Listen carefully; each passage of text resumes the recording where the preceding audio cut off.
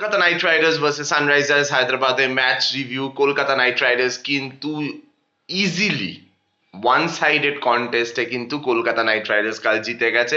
প্রথমে Sunrisers Hyderabad toss জিতে কিন্তু ব্যাট করার সিদ্ধান্ত নিল। তারপরে ওয়ান সাইডেড স্টার্কের ওই হেডকে প্রথমে আউট করে দেওয়া, what a out swinging delivery, proper top notch left armer delivery.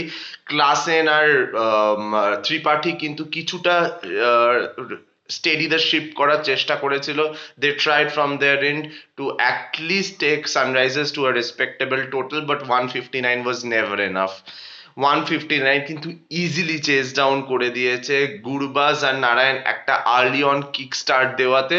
তারপরে কিন্তু বরুণ চক্রবর্তী আর Shreyas Iyer did the remaining task. With this we move on to the finals. করবো লড়বো জিতবো, চলো এবার কে কে আর এর থার্ড আইপিএল ট্রফি আসছে এবার।